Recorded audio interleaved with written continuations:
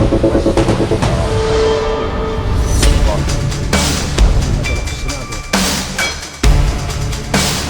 of course have a very large healthcare industry. Who are the insurance components of Secretary in the department?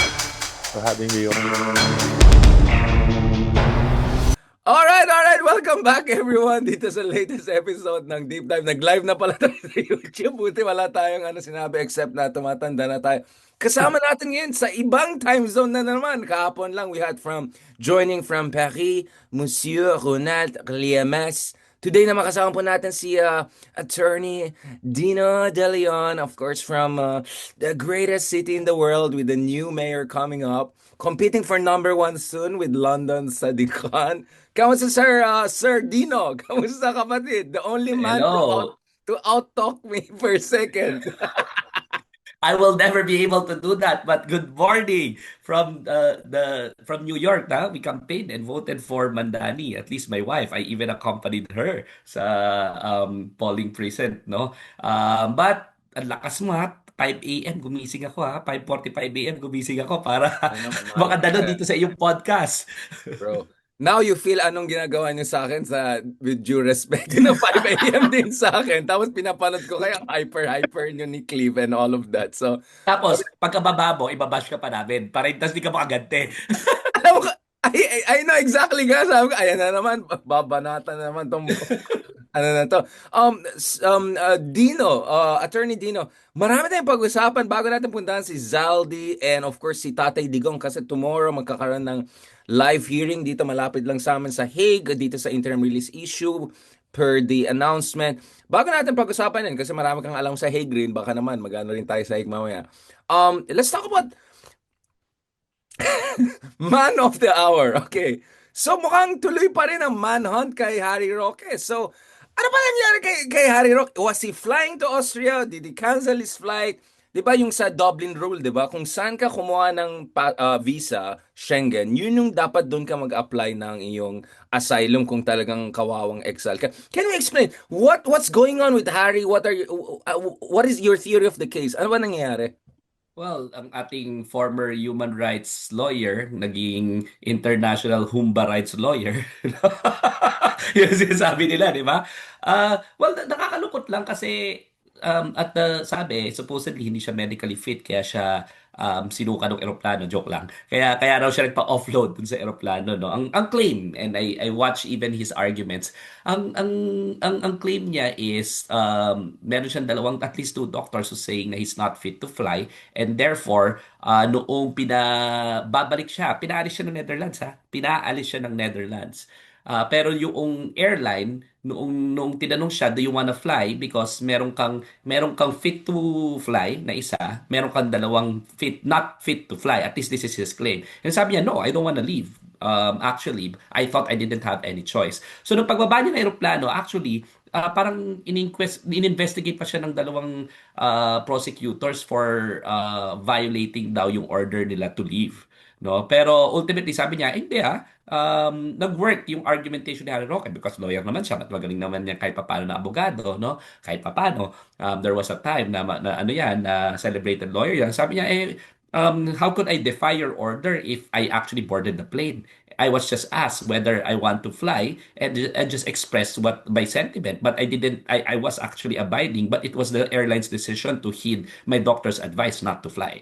So, effective yung argumentation niya. No? So, hindi siya chinarge nung mga prosecutors for defying the orders of the government of Netherlands. No? So, may iwan pa lang siya doon. Nalulungkot lang ako though kasi sabi, hindi na nga siya fit to fly, hindi niya nga mabuhat raw yung mga bag niya. Tinulungan pa raw siya ng mga prosecutor mismo para makauwi at kumuha ng Uber, no? Yung pang last moments of his strength, ang dinidepensahan niya pa rin at ang binibigay niya pa rin yung kanyang dignidad kay Digong. Di ba dapat sa akin lang sana may redemption, di ba? Sana makuha niya yung oras na to para i-redeem sana yung sarili niya, no? Pero hindi. Ang pinipili niya pa rin proactively is to be the defender of a murderous regime, to be the mouthpiece of Rodrigo Duterte, no? And then i-sold out at i-barter out pa rin yung dignidad niya bilang former human rights lawyer, no? Tama ka, di ba? Yung sa Dublin Rules, at alam niya yon, dapat doon ka mag-a-apply ng asylum doon sa nag-issue ng Schengen visa mo, no? Sa Austria yung nag-issue. So, in order siya ng Netherlands bumalik doon at doon ka mag-apply, no? Ibig sabihin, dininay na yung pag-apply niya sa Netherlands, 'di ba? Yun yung ano diyan, na-deny na. And I think he knows that, so he may have probably been buying time.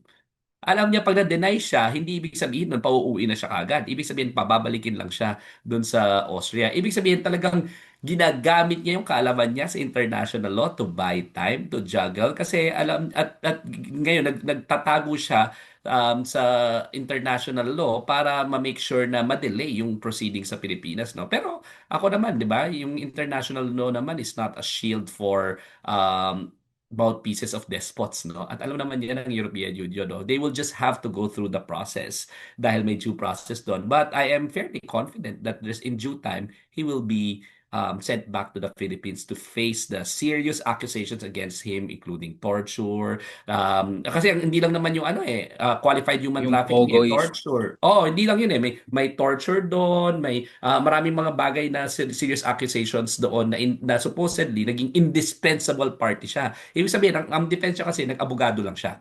Di ba? Nag-abogado lang ako eh. Sinet up ko lang yung corporation kung saan nag-operate yung Lucky South eh. Tapos ako lang yung nag-facilitate noong mga permits doon eh. Nag-aabogado lang ako, no? Para sa akin, well, meron yung theory naman na pwede ka naging indispensable party kasi hindi ka naman ordinary lawyer eh. You use your former position as presidential spokesperson to ensure that these illegal activities will thrive, no? So sa akin medyo baka nga possible yung theory na indispensable party siya for this for the commission of these crimes. Having said that, sige, kung ang depensa niya is nag-abogado lang naman ako eh. 'Di ba? Pagiging abogado lang yun eh. Di go through the courts. That's a matter of defense. At kung confident naman siya at malakas ang kanyang depensa at ang sinasabi niya naman, buhay na buhay ang justice system sa Pilipinas, kaya nga naman dapat hindi raw dinala si Digong sa ICC kasi gumagana naman ang justice system sa Pilipinas, di offer your defense in the courts. Bakit takot na takot ka na ilagay yung depensa mo kung confident ka sa depensa mo? Si Laila de Lima nga nung panahon niya, halos napakalinaw, 'di ba? Napakalinaw na political persecution 'yon. Tumagal na 6-7 years pero sabi niya, I am confident in my defense. Duwag lang ang umaatras, hindi si Laila de Lima. Yun yung iconic speech niya bago siya kinulong, 'di ba? Duwag lang ang umaatras, hindi si Laila de Lima. I want to fight here in my country dahil wala akong tinatago. Yun sabi ni Laila de Lima and eventually na-acquit siya. Ito pa kaya si Harry Roque, di ba? Na sinasabi niya, ang lakas ng depensa niya, go through the justice system. And then eventually, if he's really confident, then he will be acquitted. May muntik akong sabihin about justice system pero I just remembered. My lawyer is now in New York. So As your counsel, ayoko maging hinay lang. fugitive. Ayoko maging fugitive. Kasi may mga namimit ako dito na kilala nila ako. Ito yung mga people nag-work sa US government, Biden kami. Uy! Ikaw, Richard, ano ginagawa mo dito? Ganun. Papalamig. Sabi ko, literally and figuratively. Tapos nalaman nila, may mga kaso na sa atin. So I'm gonna behave. I said, I came here to be a gentleman para hindi ako kakasuhan. Dino, going back to this. So wait na. Just to remind everyone, ano bang alam natin dun sa mga kaso ni Harry Roque? I mean, gaano ka seryoso? So, kidnapping, torture, ano bang gaano ka seryoso itong mga kaso na ito? Well, lahat yan non-bailable apart from the qualified human trafficking, no? Ibig sabihin talagang hindi mo na siya makakapag-bail. Hindi naman ibig sabihin ng misnomer kasi yung term na non-bailable, no? Sa totoo lang, all offenses are bailable. All offenses ha, kahit na gaano ka-serious yan kasi merong presumed innocent until proven guilty. It's just that before you post bail, you have to have an additional step, which is parang mini trial, the prosecution is required to offer their strongest evidence muna sa iyo, and then kung there's no strong indication of guilt, pwede ka na mag-bail. Or pag hindi ka flight risk, Flight pwede risk ka na nga. mag-bail. Kaso flight risk siya, tinama, ayaw ka bumalik So automatic na flight risk siya. So ma-justify talaga yung temporary deprivation of liberty niya kasi talagang ginamit niya nga international law at ayaw talaga bumalik dito sa Pilipinas. Having said that, ang mangyayari lang naman is magkakaroon ng mini trial, di ba? So kung mabilis yan, kung continuous trial yan, kami minalas lang kami kay Laila de Lima kasi tatlo yung kaso. Ito, tatlo yung kaso tapos nag-pandemic pa. So there was almost a year na walang trial, di ba? Dun sa mga kaso niya. Dun sa isang kaso niya, 1.5 years yata kasi siyam yung judges na nag-recuse themselves. 1.5 years doon, wala talagang trial at all. So, ang kaya kami tumagal ng ganoon, no? At medyo, ano naman yon sinadya naman yon I think, ng administration when they weaponized the justice system against her. Pero in Harris' case, actually, kahit na 3-4 months, sandali lang yun. And I presume that he will be treated properly because he's presidential spokesperson naman before. So, hindi naman siya isasama sa mga ordinaryong preso, no? May mga nagjo-joke na baka ayaw niya ng special treatment. You know what I'm saying? Pero I think baka bigyan naman siya ng ng sarili niyang detention facility away from ordinary prisoners, no? So mas mabilis-bilis lang 'yan. I think kung for the bail proceedings. In other words, baka makapag-post naman siya ng bail eh. Hindi naman yung katulad kay Laila din yung 6-7 years bago nakapag-post ng bail eh. Dito baka makapag-post naman kaagad siya ng bail after the prosecution is required to offer their initial evidence and there's no indication of guilt. There's no strong indication of guilt. Pero kung there's strong evidence of guilt, hindi siya makakapag-bail. Let's talk about this. So obviously kung ganun kabigat yung mga kaso laban sa kanya, I mean, hopeless case naman talaga yung Netherlands ever since. So hindi ko alam ba't siya umaasa sa Netherlands kasi yung Dublin rules pa lang, dapat hindi sa Netherlands nag-apply, dapat Dribble. nag-apply sa point of Dribble yun. entry. Iba yun. But having said that, so what is the next step? Kung ma-cancel yung passport niya, kung ma-issue ng Interpol, like, ano yung mga legal dynamics na nakikita natin dyan in terms of yung potential apprehension niya or arrest niya or cooperation with the authorities in Europe? Kasi 'di ba kung cancel na yung passport mo, hindi ka talaga pwede mag-travel eh. Actually, parang mistake nga yung ginawa niya sa totoo lang na hindi siya pumayag, hindi siya lumipad sa Austria. Dapat siya lumipad sa Austria para nandun na siya. Paano kung nasa Netherlands pa siya tapos naging final na yung judgment para doon sa kanyang cancellation of passport. So hindi na siya makakapunta. Kailangan niya ng passport di ba? Although ang sinasabi, Pwede ka pag may mag-train, di ba? Hindi naman titingnan yung passport mo, yung Oo, train. yun nga. So pagka Schengen visa ka, ang sinasabi rin nila, pwedeng local ID lang, not necessarily passport ID, di ba? Pero in theory, even in the border, di ba, pagka minsan, even across Europe, may mga border patrol na titingnan, asa yung passport mo? I remember when I was in Paris, Is nag-train that lang ako so? papuntang Lourdes. Oo, nag-train lang ako papuntang Lourdes, ha? Sometimes there are random checks at pag hindi mo pakita yung passport mo or cancel yung passport mo tapos hindi ka naman citizen ng Europe, hindi ka na European citizen, pwede ka na i-deport kagad eh. So, unless nga nag-a-apply ka ng asylum, hindi pa siya nag-a-apply ng asylum in theory sa Austria eh. So, ako, I would have gone to Austria immediately and then filed my asylum para to buy time, 'di ba? Kahit na hindi yan possible, ganyan yung ginawa niya sa Netherlands, gawin niya ulit sa Austria. Pero ito, nagpaiwan siya, hindi ko maintindihan kung bakit. Naka-board na siya ng plane, no? Ang sinasabi niya, because of his undying love and loyalty to Digong, hindi niya raw gustong umalis. Pinanood ko yung niya eh. Imagine nanonood pa ako Pinanood Kayo ko lang yung ni Sir Ronald Llamas nanood ng mga TikToks and videos ni Harry Roque. Ako meme lang tinitignan ko. Meme ko Pero lang. pinakinggan ko yung niya, yung press conference niya, sabi niya, it's because of his undying love kasi nangako daw siya na hindi niya iiwanan si Tatay Digong. Di ba? Sabi ko nga, ano ba naman ito? Ano na hindi ka na nga makalift supposedly in theory kung totoo man ng bag mo tapos ayaw mo pa ng redemption. Dapat redemption na iniisip mo. Mahiya-hiya ka naman. Hindi yung ganyan pa rin blind loyalty. Hey! Do you think meron pa siyang chance for redemption? I'm sorry, I know you're being a good Christian, pero may tinatawag na point of no return, I think. I think talaga medyo beyond na siya. I agree with you siguro. Minsan talaga nagpe-prevail yung na-event ko eh. 'Di ba? Yung na-event ko kasi minsan nagpe-prevail eh. Pero 'di ba kasi baka naman sa last minute ng breath mo, 'di ba? Yung nakapako nga sa krus no kay Jesucristo eh, bigla nagbago, 'di ba? Baka naman meron eh. Kaso parang wala talaga. No shame, no remorse, no. Sabi niya nga, 'di ba? Sa isang hindi ko na to pinanood, nakita ko lang yung isang meme na kahit na ano daw ang mangyari, he will do it again. Sabi niya, Kasama wala na ba siyang doon yung pinagsisihan. supranational? He will do everything again. Kasama. Yun, ako naman, kung ako in Everything, charge, everything. yun, hindi niya pinagsisihan yun. Yung every... Okay, I have to be careful again. Dapat gentleman na ako dahil Oo nga. Oxford man na tayo. Kaya nga, munti ka Magbaka... na ako magpalit niyang ganyang, ganyang sports jacket kanina kasi nag-hoodie lang ako kasi bagong gising Ang gulo pa ng buhok, sabi ng asawa ko, ayos nga ng buhok mo, nakakahiya naman. Hindi ako nagising ako kasi kanina sa DZMM, back to back kami ni Ronald Llamas. Ano na sasabihin ko dito, sinabi niya lahat, as yung pala, iba yung tatanungin sa akin. So, sakto lang, sakto lang. Okay, now let's transition from Harry to Digong, right? So, upcoming na, so obviously we're doing the parang pre-trial preview. What are we expecting here? Dino, I know I'm asking you on a whole range of issues, pero nag-Hague Academy ka. You are familiar with international law on this front at least. Ano bang tinitingnan natin dito sa... Akala ko na-reject na yung interim release niya, yung request niya before. So ano naman to? Apila to? Ano ba naman pinag-usapan natin dito? Ako ba yon o ikaw? I think it's the 700-year-old building here. Yes, bro. Na-miss ko ang Pilipinas. At least yung pagpagal natin mas Ano, predictable eh. Yeah. ano ba to Oxford, dapat naman do better in terms of internet connection. Hindi.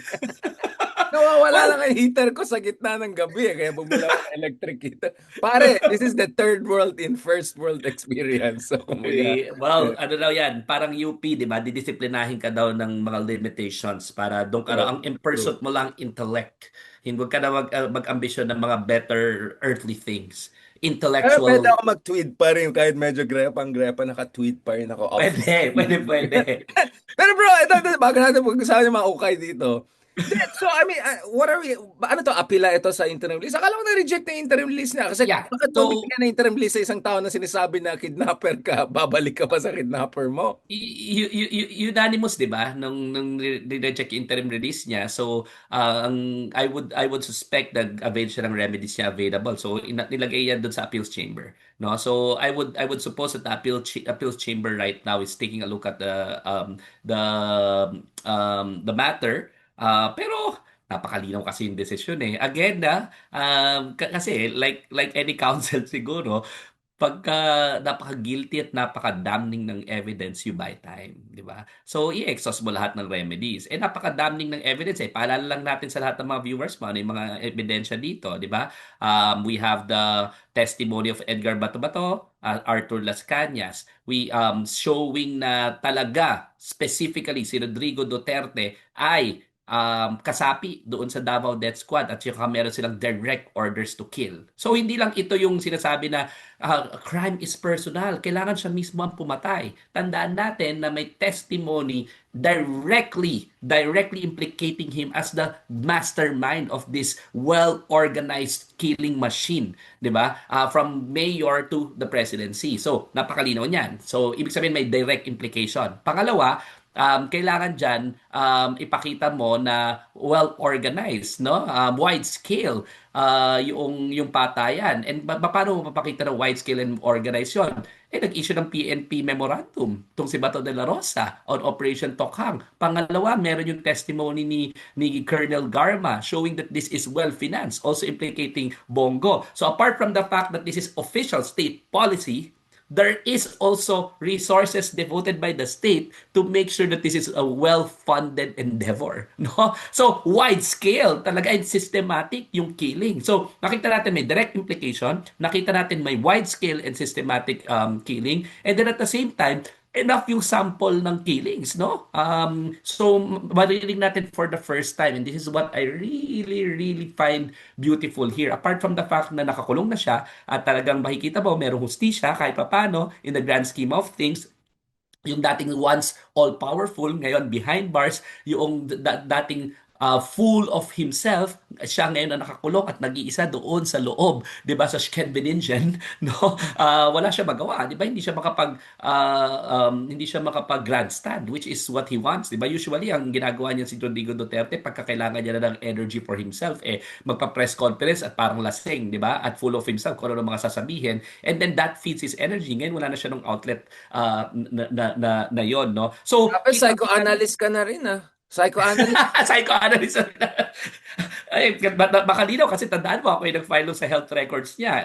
Alam natin may antisocial personality disorder siya. Alam natin na meron siyang narcissistic personality disorder. Proven yan in a court of law, no? So kitang-kita na the pieces of evidence are there. So dahil nandun yung ebidensya, I think ang ginagawa nitoong kanyang naghahanap buhay na abogado na si Kaufman, na malaki ang bayad, di ba, is pag-dribble, pahabain yung proceedings para syempre, may payment yan. So, makakubra ka ng hours mo, ng iyong professional fees. But at the same time, wala na ibang choice eh. Anong ibang choice? Ibilad na itong mga ebidensya na to. Ayaw natin maibilad itong ebidensya na to as much as possible. In fact, kung ako yan, ang best case scenario ko, sana mamatay na lang siya sa kulungan.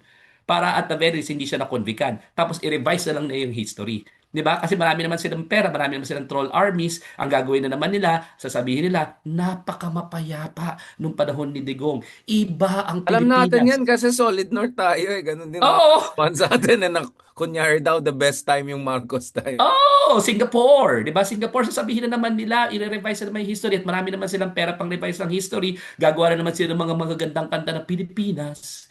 Duterte pa rin, na parang wow, Proud na inspiring, 'di proud ba? eh. Duterte. Proud na proud, kahit na malawakan yung patay ng panahon na yun, kahit na murderous regime, they will be able to revise history. At ang sasabihin na naman nila sa comment section, hindi naman niya na-convict eh. Anong prueba mo na talagang mamamatay tao siya? 'Di ba presumed innocent? Hindi naman talaga, kahit na anong ICC na nga mismo hindi siya na-convict eh, kahit na international resources na nga hindi siya na-convict eh. So ang best scenario mo talaga, mamatay lang siya sa kulungan at matanda na naman siya para ma-revise mo yung history at Pamatay dyan din ah.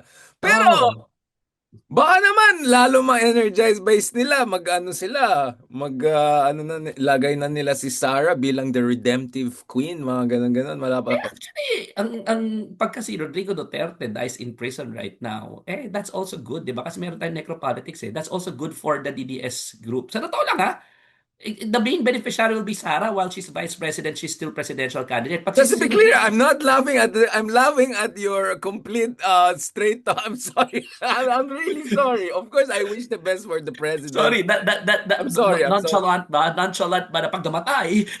Hindi, ang best case scenario talaga pag namatay siya for the Dutertes ha. I think ang main beneficiary because of the necropolitics tendency of Filipinos will be Sara Duterte, di ba? All of a sudden, magiging hero na naman yan. All of a sudden, magiging napakagaling na presidente na naman. All of a sudden, siya na naman ang may willpower. All of a sudden, papayapa nung panahon niya, even though all data speak otherwise, no? And say na talagang hindi naman na sugpo yung kriminalidad at korupsyon ng panahon niya. In fact, alam na natin ngayon na lahat ng mga flood control projects nagsimula sa kanya. So, scam yung sinasabi nila na wala nang krimen at wala ng korupsyon in 3 to 6 months. No? Scam yan, batay sa lahat ng datos. Kaya objectively, kahit may mga haters mo na itotroll na naman tayo sa comment section, objectively po, datos po ang aming sinasite. No? Hindi po mas mapayapa at hindi po less corrupt nung panahon ni Rodrigo Duterte. So, kung ako baka kung namatay siya, mas malaki talaga yung chance ni Sara Duterte. I think, because of necropolitics, no? Nakita naman natin ilang beses na, no? Hindi ko na kailangan explain yan.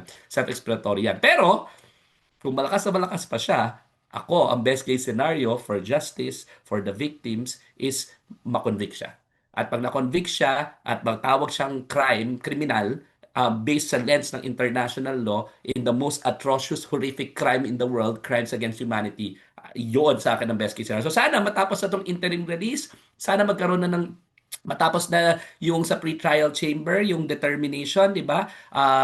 Kung if he has to proceed to actual trial, at sana magsimula ng actual trial. Hindi pa po to actual trial pero lahat talaga binabato nila and hoping na meron magsistick which is of course gonna be their strategy.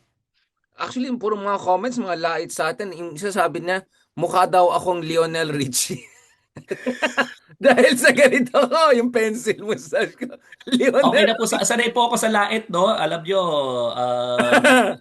Puro Wala. mga ano physical lang lahat, pero gusto nila yung sinasabi natin. Bakit pag si Harry Roque walang kumukontra pag nilalait si Harry? Parang lahat ayaw kay Harry. Ba't yung mga DDS hindi dinidefend si Harry? Hindi siya okay na, okay na. Sanay naman po ako sa light, hindi naman po ako under pretensions, no, na yan ang aking kalakasan, no. Of course, of course. So ako po pagka nilalait niyo ako, natutuwa po ako kasi ibig sabihin hindi niyo po marebat yung aking argument. Mm. Alam mo kami ni Richard, pinalaki po kami, lumaki po kami together in the debate community. So the best po na panglaban sa akin is you kill by argument. Hangga't hindi niyo po napapatay yung argument ko at hindi niyo pa kayo nakaka-offer ng rebuttal, hindi niyo rin po ma-earn yung respect ko, pero I feel like I'm thriving. So if you really want to engage me, kill my argument, rebut my arguments, all your physical attacks o kahit ano pa mga insulto ninyo, hindi po ako naapektuhan dyan. I consider it as a badge of honor because hindi nyo po directly ma-address ang aking argument. No? Paano ka naman, paano naman papatayin yung argument ba? Bilis mo magsalita. Bilis mo,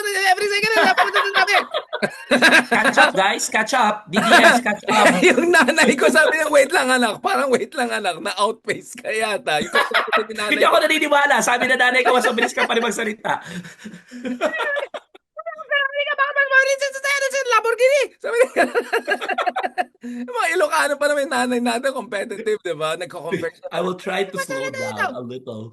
Pero yung mga DDS, kahit na magbagal-bagal ako, catch up ha, rebut my argument ha. Ano lang, medyo ano muna ako, pencil muna ako na magdala ko na. Pencil muna ako dito. Ito na, huling part. Ito last part na I know you have to start your day. Thank you. Last time 1 a.m. tayo, ngayon 5 a.m. na. Anyway, balikan natin to pare. Zaldico, pag-usapan natin yan. So, aside from the fact na parang umiiba yung hairstyle niya every week, hindi ko alam anong shampoo ginaga. Paras na kami ng hairstyle yata sa next video. Pa-perm na siya. I mean, what do you read of? Don't you think actually Zaldico is hurting the case of the DDS camp in a sense that he's making it look so fantastical? Actually, mas mahirap ngayon maniwala na involved sila Romualdez and all kasi napaka fantastical yung attack line ni Zaldico eh. Well, una, in the DDS camp, let's remember, vilified Saldico and tagged him as the grand mascot or at least the proof that grabe yung corruption sa country na ito. Di ba? Under the administration of Bongbong Marcos. Si Zaldico ang poster boy nyo. Tapos all of a sudden, hero siya. So, ang hirap kayo unang-una nanira ng kanyang credibility by painting him as the poster boy of corruption under the Marcos administration. Let's remember that. No? Let's remember that. Kayo mismo ang nag-portray niyan. Tapos biglang hero, hindi talaga ako naniniwala dyan. Just to be clear, like, Zaldico, napakasama, pakulingin natin, mastermind, gano'n. Tapos the same DDS, tama si Zaldico, talagang very credible witness. Grabe talaga mga DDS. Dati, di ba, corrupt yan. Talaga yung tao ni Martin, napaka-corrupt niyan, di ba? Kasi ang grand author niyan, si Martin, tsaka si Zaldico, tapos biglang ngayon, okay siya, na tao, disente, kahit na siya, pa yung hairstyle. Taga-ano lang siya ng maleta, taga-dala lang siya ng maleta man. Libre. Walang kinita kahit piso. Libre yan, di ba? Yung libre talaga eh. Baka may libre ng kape, may ano. Yung isang bag libre sa'yo per empty, parang gano'n. Richard, para lang para lang malinaw hindi ako magdadali niyang maleta mo nang hindi mo man lang ako papakainin, ha? Ilibre mo ba lang ako ng dinner para magdala ng maleta? Baka Ilocano yung setup. Parang, okay lang. Okay lang. Kahit kuripot ka, kailangan ko rin kumubra, di ba? Kahit paano, kahit dinner ba lang, kahit magkaibigan tayo, no? So, ako, sirang-sira talaga yung credibility niya. All his statements talaga do not add up. Napakalinaw. The mere fact, akala siguro nila yung ginawa nilang production number na 3-part, 4-part video. Akala siguro nila nakakatulong, no? It only affirms the fact na this is not spontaneous. Kasi alam mo, in rules of evidence, di ba, yung spontaneity of answers while you're being cross-examined and spontaneity of everything actually adds to the credibility of the witness. In this particular instance, hindi siya spontaneous, di ba? Halatang produced, halatang curated, Hindi AI, halatang hindi AI. hindi tas halatang yung statements are talagang created to destabilize. So, kung totoong legal attack ito at hindi political attack, offer it in the court of law. Pero it is a political attack. Aminin na natin yon, di ba? Meant to destabilize supposedly. Kaso yung poster boy ninyo, hindi lang credible. Buti sana kung may ounce of credibility eh. Ako, sabi ko nga sa inyo, kung may ounce of credibility yan, mangunguna po tayo para mag-file ng impeachment at mag-draft ng impeachments again Bongbong Marcos. Ito naman mga DDS, nung sinasabi natin, hoy, hindi po kami ang bumoto dyan ha. In fact, we campaigned heavily against Bongbong Marcos. Tapos sinasabi niya, kayo naman yung nagpapaiwan sa kanya. Natural, papaiwanan ko na lang kaysa mag-install ako ng Sara Duterte. Tigil-tigilan niyo ako, hindi ako tanga para mag-fall dun sa trap ninyo na sususian niyo kami na sana magalit kami sa mga Marcos para si Sara Duterte nasa power. Pwede ako magalit sa mga Marcos, pero hindi rin ako stupid enough to see na you're taking advantage of the political situation. And hindi rin ako stupid to not see na the country will probably be worse off under Sara Duterte. So, for me, even if Marcos Jr. is not the ideal president, far from it, I did not vote for the guy. I would rather stick with purgatory than go to hell. No? Magdarasal na lang ako sa purgatory Kasi may para chance pa something. eh. May chance pa eh. Pero yung seventh circle, medyo hopeless case. Wala. Ba't ako pupunta sa 7th, 8th circle of hell? Nasa purgatorio na ako. No? Magdarasal na lang ako doon and hope that my fellow Filipinos will pray for my soul so that I'll have a chance to go to heaven. Di ba sabi nila, pag nasa purgatorio ka, may chance ka pa magpuntang heaven. No? Dito na ako sa purgatorio. Noong panahon po ng mga Duterte, hell, maalawakan ang patayan, walang democratic space. Ang hirap itong mga ginagawa namin. Weaponize ang rule of law, no? Ang justice system. Ngayon, at the very least, ang sinasabi niyo, weaponize against the Dutertes. Kung totoo, di go through the justice system. Di ba? Kasi we did that. Nung weaponize niyo po yung justice system sa amin, we went through the justice system and achieve vindication. Baka naman kayo, dagdagan niyo po ng konting tapang at doon kayo through the justice system that you are claiming to be weaponized. No? Pero at least, walang malawakang patayan. Wala akong comment sa justice system for the next no comment ako sa justice system. So ito na, huli na, Attorney Dina De Leon. Let's talk about this. So if ang tawag ko dyan, desperate destabilization supporters, DDS, I clearly Gusto ko yan. Desperate destabilization. medyo hanging by the thread, mga ganun. Where does that leave us na hindi team kadiliman or team kasamaan, yung mga law-abiding citizens, obviously, na gusto natin ng mas magandang kinabukasan para sa ating bansa. What do you want to happen in November 30? Kasi hindi ito yung pro-DDS, pro-destabilization, pro-resignation, whatever. And in fairness to INC, hindi rin sila pro-resignation or pro-destabilization. Kaya hindi ko alam anong gagawin ng mga desperate destabilization supporters. What's the way forward? Ano yan?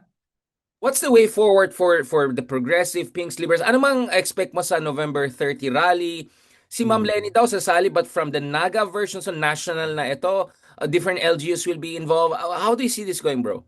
Well, definitely, hindi siya concentrated na puro Iglesia ni Cristo, di ba? KOJC at saka Jesus JIL. Hindi lang ganoon, di ba, na parang exclusive to 3. Definitely ito, civil society, Catholic Church, universities, nationwide. Hindi siya concentrated only in Luneta. No? Sabi mo, may Naga version, alam ko may Cebu version, may, di ba, iba-ibang parts of the Philippines na version yan. So, ito toong crusade yan ng mga Filipinos. And sa akin, hindi lang yung progressives Yung progressives, madali na yun I think it's high time, and nakikita na rin natin yun na even yung mga taong they don't consider themselves BBM, Duterte, or even progressives, ang gusto naman ng genuine reform no? So ang kailangan natin makikita sa akin, hindi po nakita na po natin time and again that the mere ouster of a president does not solve everything, no? Ang totoo pong, because democracy is a constant experiment, and ang totoo naman talaga na journey ng democracy is strengthening our institutions,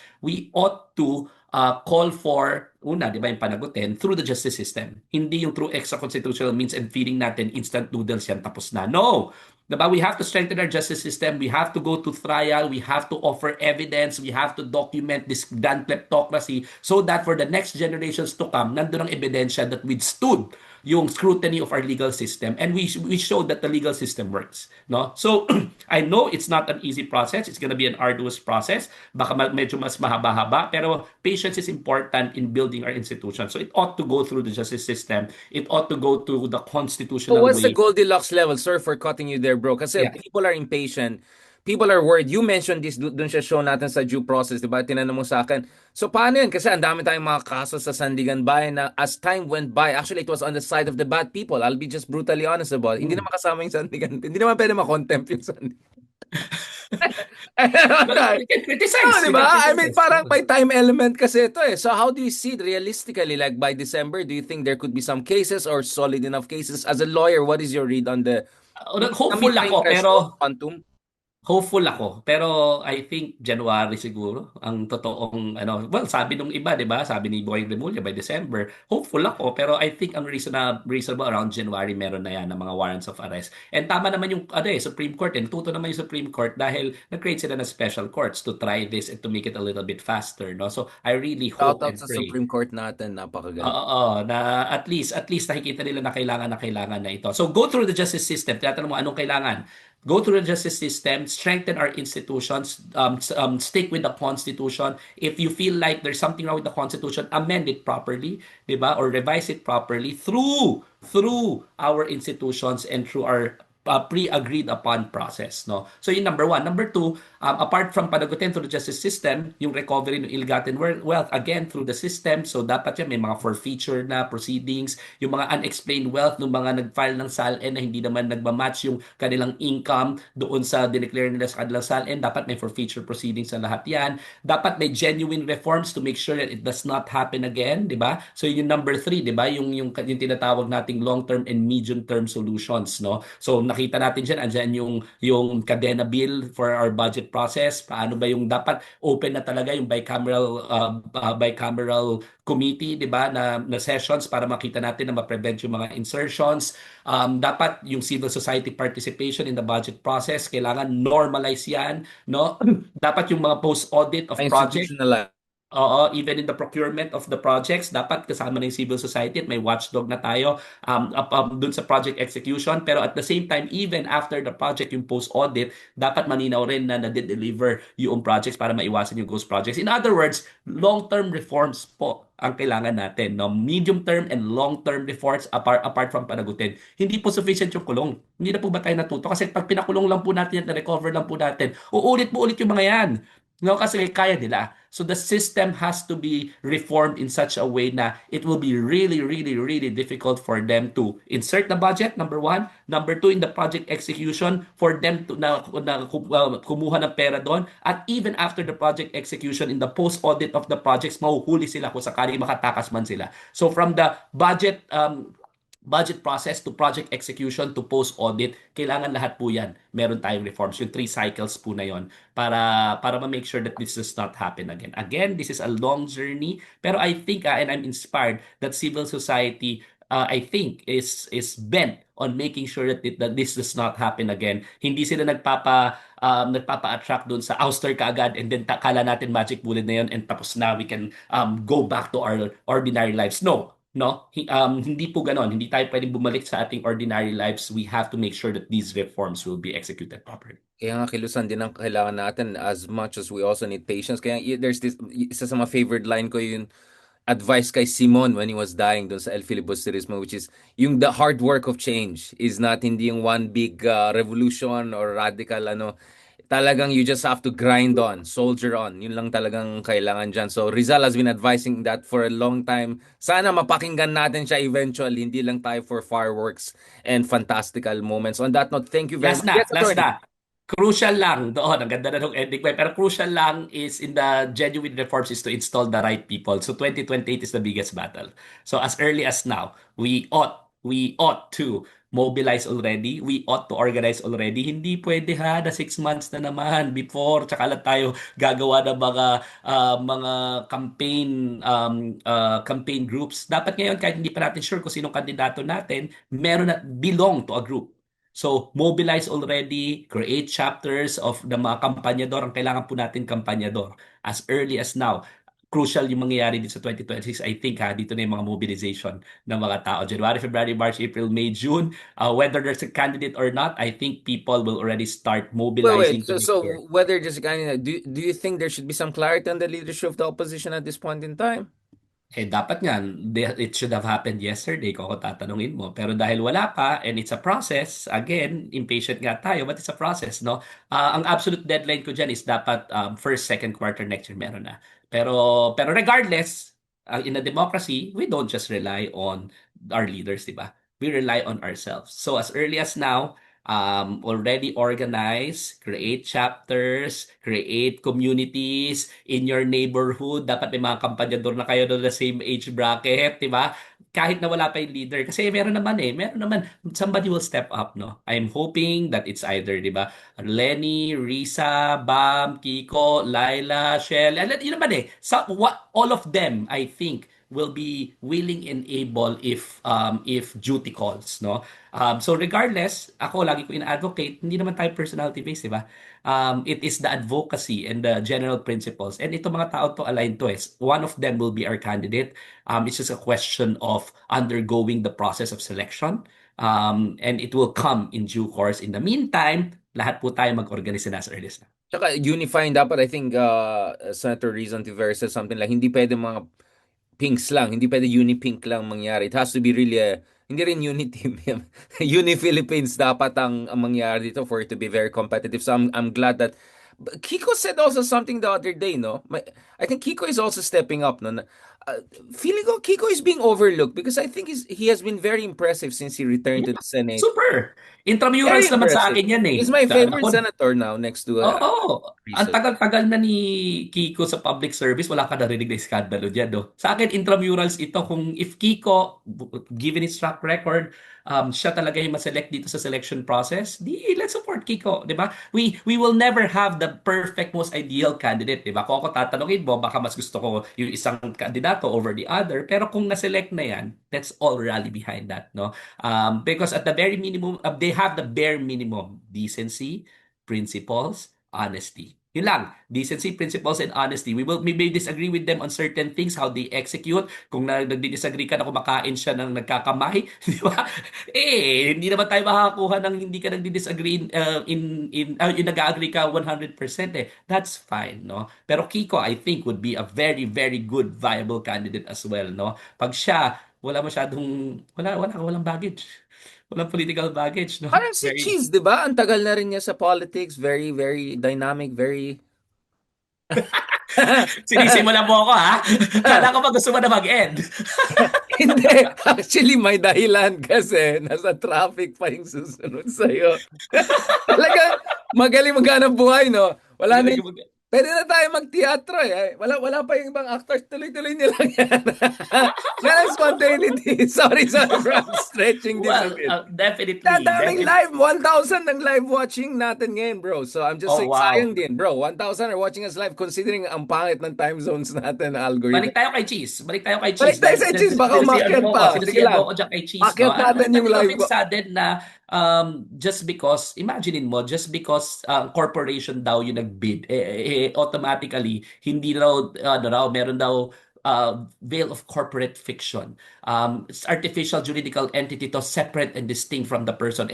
Siya ang may beneficial control dito sa corporation na to. Siya ultimate beneficiary kung sakasakali maging successful yung corporation na to. Tsaka tandaan niyo po lahat po ng biggest projects in the Philippines, korporasyon. Kasi ang purpose po ng korporasyon is to separate yung risk, no, from the person, no? So it's a risk mitigating device. So if that's gonna be the case, edi ang dali na palang i-circumvent yung policy of the law to prevent yung may mga vested interest sa government projects from actually donating para hawak na sa leeg yung kandidato. So gano'n na. Ibig sabihin, wala nang kwenta tong provision na ito, no? I think the COMELEC committed reversible error, no? Ang trabaho po natin is to give to give effect to the purpose and the wisdom of the law. Wag po yung naghahanap po tayo ng legalistic and technical reasons to kill the very purpose of the law, no? So I think it is a reversible error. Hopefully, the COMELEC will reverse itself in due course, no? Ang dahil motu proprio investigation ito, nag-aano lang ako, sino magpa-file ng motion for reconsideration? Di dapat somebody should step up, no? So tinitingnan rin ng team namin yan, pero ang dami kasi Yun namin nga, inisip ko hinaharap kamusta ngayon. naman dyan? So sana tingnan natin kung ano, 'di ba, magkakaroon pa ako ng lakas kasi ang dami pa nating dami pa nating hinaharap ng mga ibang mga public interest. Pero my team is taking a look at it right now kung paano tayo makakapag-avail ng remedies kasi motu proprio dapat may mag-appeal nito kasi I think it is a gross error made by the COMELEC Legal Department. Pinatay nila yung efficacy nung provisional law na yon. Wala na, lahat na. So, ang gagawin na lang nila, every individual, kahit ako yung ultimate beneficiary ng corporation, siya na lang magdo-donate. And following the Escudero precedent, hindi sila ma-held into account. No? So, yan. So, maling-mali. Maling-mali yung decision ng COMELEC na ito. And sobrang quiet ni Jingoy at saka Joel, no? J&J. Wala Aba, na yung... syempre. Alam mo naman yung mga yan, pagka hindi sila yung pagka wala silang kaso, ang iingay. Akala mo kung sinong may mga moral ascendancy, magpipreach ng word of the Kadiri Lord. kayo! Kadiri! Oo, mga kadiri kayo, 'di ba? Pak, pak, pak, 'di ba? Pero pagka under controversy, season na kasi itong mga politicians na ito eh. And I dare say, trapos talaga, seasoned trapos, no? Traditional politicians na talagang ang lalala no ng kapit sa kapangyarihan. Alam mo kasi itong mga taong to, sorry ha, coming from somebody who's in the private sector na pinundar lahat ng meron siya, no? Itong mga taong na to, hindi na nila alam kung paano mawala sa kapangyarihan. Kaya po, ganit sa kapangyarihan yan, kapit tuko sa kapangyarihan, kahit na anong gawin nila, kahit na anong mangyari, importante na nasa poder sila. Hindi na marunong maging ordinary person eh. No? At sa tagal na nila sa kapangyarihan, no? So pasensya na po, yung mga yan, mga ganid sa kapangyarihan, mga ano Maatik, talaga yan, maatik-atik. desperado sa kapangyarihan, no? Balik naman po kayo sa private sector, magtrabaho naman po kayo ng marangal, magtrabaho naman po kayo ng maayos-ayos, hindi yung ang ginagawa ninyo nai-involve kayo diyan sa mga flood control projects at binubulsa ng paulit-ulit yung pera ng taong bayan. Ikaw, Jinggoy, na-convict ka na nga dati, binigyan ka na nga ng second chance at life, tapos ngayon, involved ka na naman. Ikaw talaga, Senator Villanueva na-involve ka na nga sa Napoli scandal, no? Naging successful ka na nga kahit na in a secret decision na ma-prevent yung wheels of justice from na maano ka na matugis ka tapos uulit ka na naman, no? Ang tawag talaga diyan recidivist, no? Recidivism, repeat offenders, ganid eh. Ganid sa kapangyarihan, Baka ganid wala sa talaga mag-employ sa kanila. I mean, ano bang... Sa kaya labor nga. market, ano bang ano nila, Kaya value? nga, wala na yan. Wala Who na mga would hire babalikan them yung for mga any yan. Wala job? naman sila na-establish, di ba? Wala naman sila na-establish na self-made. Lahat sila Never worked beneficiary in their sa life. I mean, Nepo babies report. yan. Oh, Nepo babies yan eh. Lahat sila nakinabang sa legacy ng kanilang mga magulang. Yan si Joel Villanueva, di ba? Si Ka Eddie Villanueva, tsaka yung relihiyon niya. Itong si Jinggoy Estrada, kay Erap Estrada. Tapos, everything was served on them on a silver platter. So, wala silang na-set up, na-establish on their own. At wala silang babalikan na parang institusyon na na-set up nila na meron pa rin silang the same kind of self-respect. So, nade-derive nila yung kanilang relevance from power, no, and from wealth. Dahil nga hindi self-made eh, no? So tingnan natin, bumalik sila sa private sector at kung hindi sila Villanueva, hindi sila Estrada at hindi sila dahil sa kanilang former positions, wala naman yung napatunayan. No? Kaya dapat they will have to stick it up sa lahat gagawin nila para ma-remain sa power kasi kung hindi, wala na silang klase. No, wala na silang relevance, wala na silang babalikan. Not saying may relasyon dito yan, pero kamusta si Barzaga, Kiko Bar? Parang medyo nalaos ka agad. 1 month of fame lang ba? Parang nawala na sa eksena.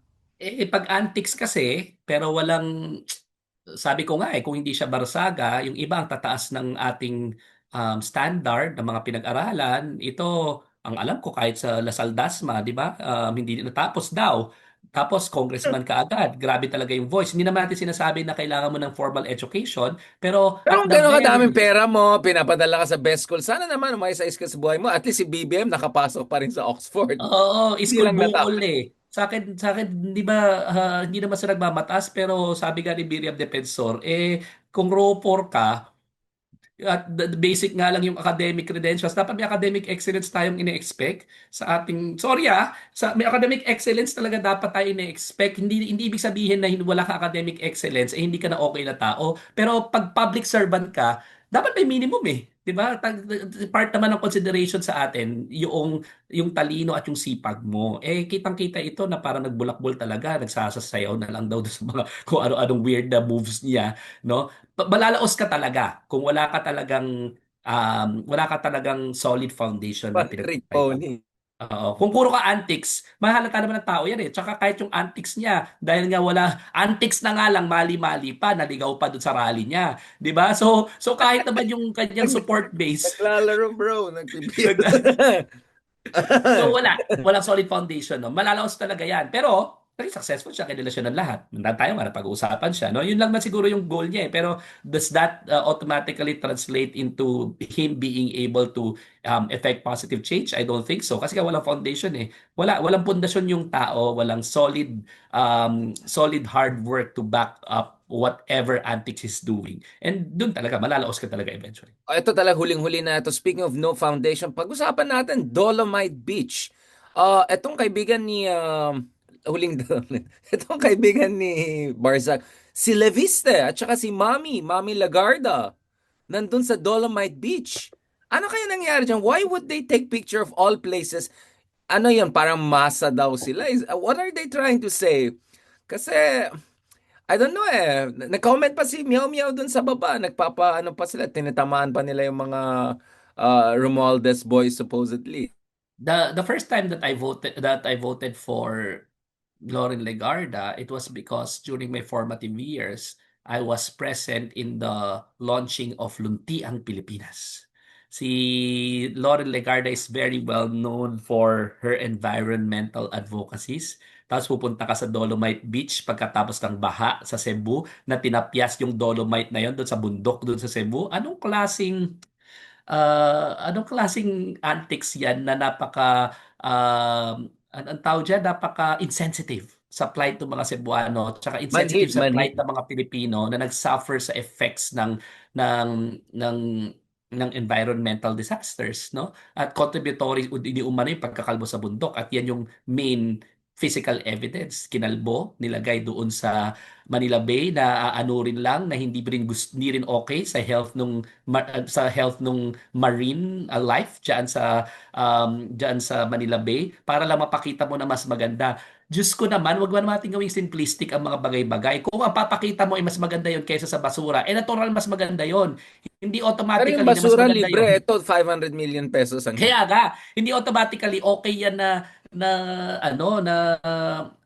investment, no, at saka use of public funds. Kasi kung ganun na kababa yung ano natin, edi tabunan na lang natin ng mas maganda ng konti yung mga bagay-bagay, kahit na nagugutom yung mga tao, kahit na warak-warak yung healthcare natin, kahit na tumutuloy yung mga bubong sa mga silid-aralan, kahit na hindi na kumakain ng 3 beses ang araw at malala yung nutrisyon, maglagay tayo ng Dolomite Beach at maglagay tayo ng isang malaking weird na building sa Manila, sa Rizal Park, para lang may mapuntahan yung mga tao. Tapos tourist attraction siya, sasabihin natin, ma-justify natin doon, no? Does that mean it's a good use of taxpayers' money? I don't think so, 'di ba? So ang usapan po dito, hindi usapan dito mas maganda ba siya sa basura? Hindi. Ang usapan dito, was it a proper use of taxpayers' money at the time when we were in a pandemic, at the time na dumoble mahigit ang utang ng Pilipinas, at the time na we could have used that money somewhere else. At saka kung yan mangrove, ba talagang growing studies mangrove, na 'di ba? ginawa. Yun yung proposal, yung mangrove kitang-kita natin dito sa mga huling mga floods. Gaano ka-effective yung mangrove planting, 'di ba? Doon sa yung tsunami preventions. At saka They may spent a kumita lot. dyan. may kumita dyan kasi wala nga raw yan sa National Development Plan, bigla na na-insert sa budget tapos prioritize within the same year. Or, di ba? So, Actually, wala yan lahat sa scandal din plano. yan eh. Dapat Biglang investigate din yan eh. Aside from investigate yan. May kumita dyan, di ba? At imagine mo, nagkakagulo na yung buong Pilipinas, yan yung na-prioritize. Hindi natin alam kung masusurvive pa tayo sa country kung meron tayong meron tayong vaccines, kung meron tayong sufficient food during that time for everyone. Bigla nagka-Dolomite Beach. Ano ba naman yan? Naghihirap na mga tao, Ayun nga, natatakot na kailangan tayo. daw ng mental health, para Kaya sa, ka, may for kumita, may mental health. kumita. So sasabihin na naman ng mga DDS, tingnan nyo itong mga DDS ha, kailangan ng mental health break. Pero nilagay sa Manila, only accessible to less than 0.0001% of the population. Tapos, di ba kayo nagagalit? Dapat, di ba nagagalit yung mga taga Davao, nagagalit yung mga taga Cebu, na bakit prioritize ninyo yung mental health of 0.0000001% of the population na beneficiary niya nung mga time na yan, supposedly, yung Dolomite Beach. Di ba? It's a stupid use of taxpayers' money. Kahit na anong gawin ninyong depensa, hindi talaga siya matalinong paggamit ng taxpayers' money. At kayo po ang argabyado ang nakinabang 0.000000001% ng population at the time when you needed the money for something else, desperately needed the money for something else, including possibly the survival of our nation, ang ginawa Dolomite Beach for the 0.00001% of the population. It just doesn't make sense. I passionately disagree with you kasi nagkaroon ako ng vicarious pleasure after watching my friend Mark Gamboa leading the Dolomite Beach Baka mapunta to kasi hindi ko alam kung maganda rin siya kung ma-inhale mo. Hindi ako sure eh. Di ba kinalbog mo Actually, yun, nakita ginawa ko mo siya pulbo? from, ano yung hotel na maayos doon? Diamond Hotel. Diamond Hotel, oo.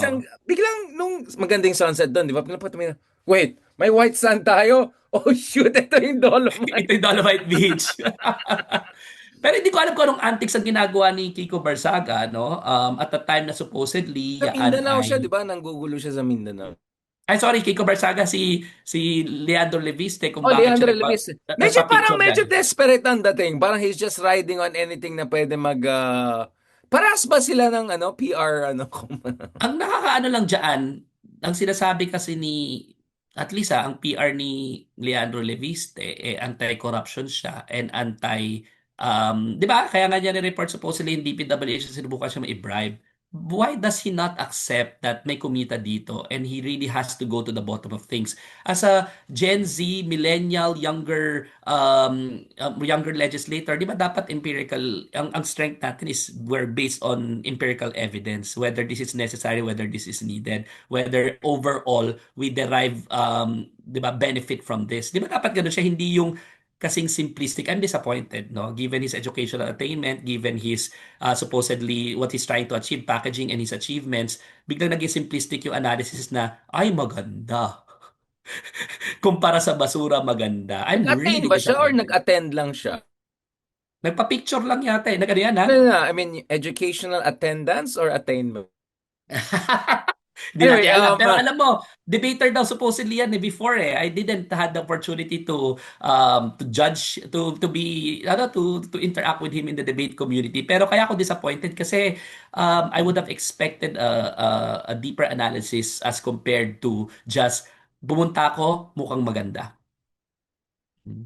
Well, I mean, to be honest, I'm still willing to engage itong mga younger generation natin. Baka they need guidance. I think, I'll just be brutally honest. Nakikisakay lang sila sa whatever's trending. Nagkataon mga DDS na nagte-trending, so sumasakay lang siya.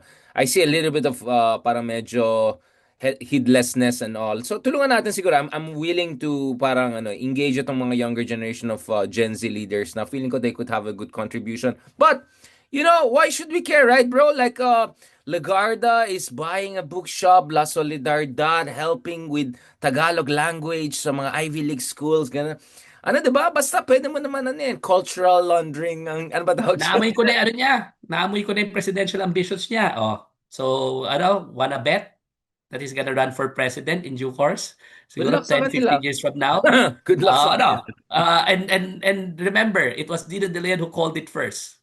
He is preparing for the presidency. Sige, kita-kits na lang tayo dyan. On that note, thank you so much, Attorney Dina. At nakita ko, tingin ka ng tingin, baka bago may magalit sa akin for Oo, keeping the law. dapat kasama ka rin doon. Storycon natin sa With Due Respect. Correct, 8 correct, o'clock. correct, correct. On that Okay. note, thank you so much, Attorney Dina De Leon. Sana tuloy-tuloy lang itong mga engagements natin kahit different time zones. Mabuhay ka, take care of yourself, take care of your health, jogging, and send my regards to Pareng Zoran Mamdani. Huwag ka masyado mag-enjoy dyan. Kailangan ka pa ng Pilipinas. Bumalik ka na. Pauwi na, Okay. pauwi na. God bless, boss. Thank you Okay. so much.